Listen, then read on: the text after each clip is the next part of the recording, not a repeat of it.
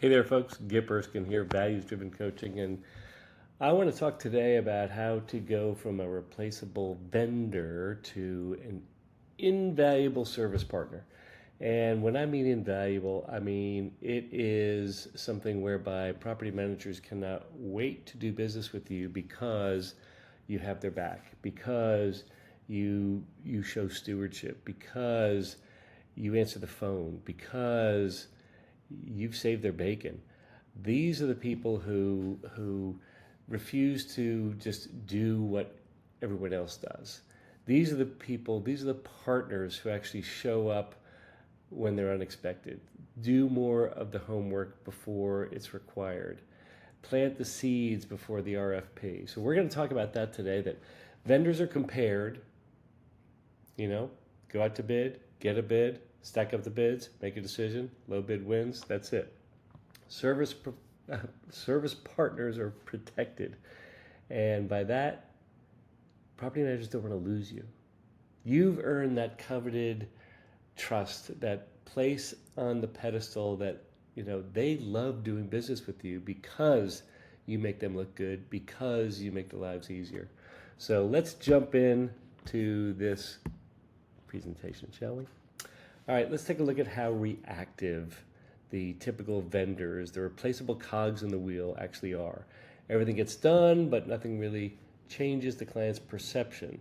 There's no, what have you done for me lately? They wait for the request, they submit the proposal, they perform the scope, they respond to issues, they wait for renewals and rinse and repeat. And so entirely reactive. They adhere to their scope. They do everything that's expected, but really no more. The client relationship it's okay. We haven't gotten any complaints. So it's one of those things that I've done what I'm expected to do, but no more. And so today is, if you want to stay in that vendor mode, stay in that vendor mode and don't do any more than what's on paper. The clipboard of the less informed property managers will be going around checking the scope. Okay, you can adhere to the scope and show why you didn't do that, but you did do this, and you're adding some value, or so you think, but you've done your job and you punch out at 5 and that's it. But we'll discuss where the service partnership comes in. Everybody, when I was in property management, everybody wanted to be my partner. My plumber wanted to be my partner. And they didn't really understand what partnership means. And partnership actually means the return of bandwidth to my clients. It means that I'm an extension of the management team. It means that I'm going to be looking out for things that may not be in my scope. And as a matter of fact, more often than not in my scope. Vendors are compared.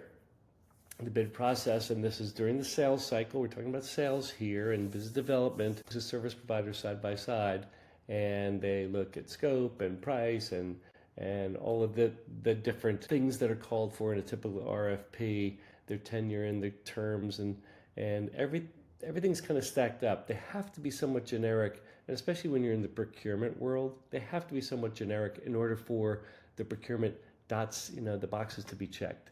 But when the difference is unclear, meaning they all appear pretty similar, the pedigree is similar, they're in the same sub-service, sub-industry sector, they have uniforms, they do the same stuff that I've asked in the scope as far as specifications and frequency and so forth, then price becomes the only metric left. And don't let that happen. The whole point is to disrupt that mental mindset of price being the sole determinant of value. We know it's not, and so stop playing the game that allows it to be so. Service partners, now they protect outcomes, and my head is in the way, otherwise you would see the entire word outcomes. But they connect their work to what the property manager must produce and defend. So they don't really feel comfortable pushing an argument upstream if it's not the lowest bidder. But we're going to fix that. We're going to equip them with the reasons why, with the metrics that matter, and have them answer the question, what would happen if we replaced the quality ones? What would that happen? What would be the adverse effect on the tenant experience? the adverse effect on the property appearance, the adverse effect on value enhancement, operational continuity, risk reduction, ownership confidence, and guess what? The property manager's own reputation. They don't want to award to cheap. They don't know how to do it any other way. So some want to try and push that thing like, here's why we're not going to award to the cheapest. And many times they get shut down. Many times they get trumped by either a short-sighted, short-term, buy and flip type of property owner, or they just are asked to squeeze, and listen, don't give me any pushback. It's the value players, it's the quality firms, the quality owners who want to be known for that reputation, who want to ensure that the property is stunning at all times. Those are the ones where this works, and that's where you want your business. That's where the highest margin, lives. That's where the best relationships reside. Expectations may be high, but so are your margins. So don't worry, you're going to get there if you hold true to your philosophy. So I've got 3 major movements that will change your positioning from the lowly vendor, replaceable, cog in the wheel, to an invaluable service partner. This shift allows you to kind of move through this whole evolution and gain relevance, gain trust, gain positioning. First, make value visible. The whole thing about getting out of the low bid trap is to start shining the light away from price. Price is important. I'm not going to dismiss that. But if we can make the rest of our value visible, the reason why I've been in business and so successful for so many decades is because A, B, and C. Translate activity into outcomes.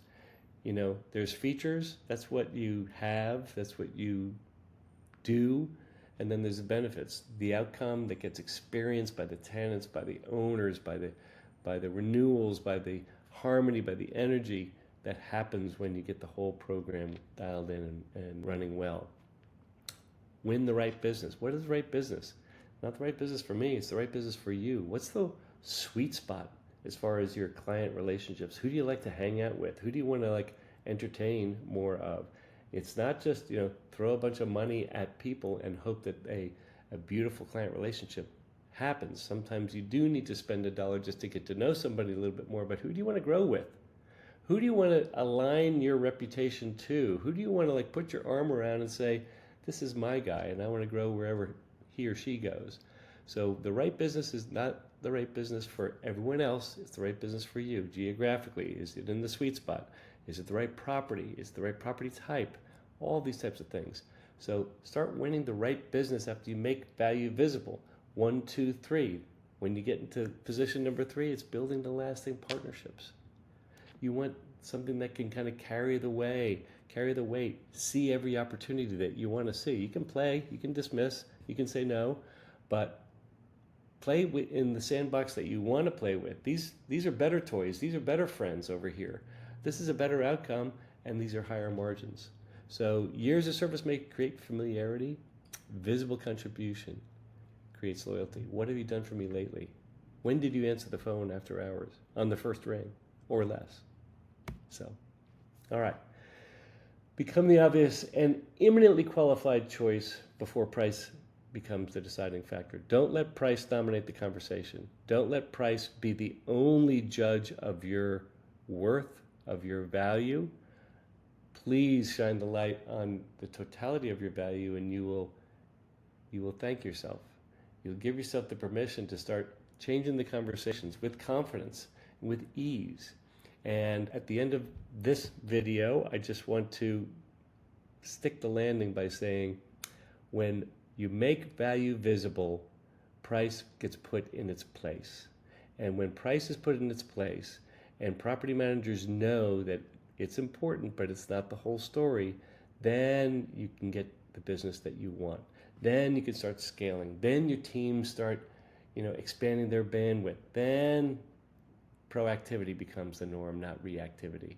So I want to let you know, Values-Driven Sales Mastery covers all of these and in depth on a 7-pillar component platform over 12 weeks. Early bird enrollment happens every now and then, so keep your eyes out for more opportunities there. And in the meantime, feel free to sign up for my 5-day Stop Losing on Price free email course that's going to come to you. But take advantage of this chance to jump into Values Driven Sales Mastery. We'd love to have you in there. There's hot seats, there is a community, there is all kinds of goodies that are going to be there, and you get to learn from me directly live, and then have recordings that you can access for life. So you can save $1,000 between now and August 31st. The cohort kicks off on September 9. Get Erskine Values Driven Coaching, and I thank you for the value of your time. I hope to see you inside.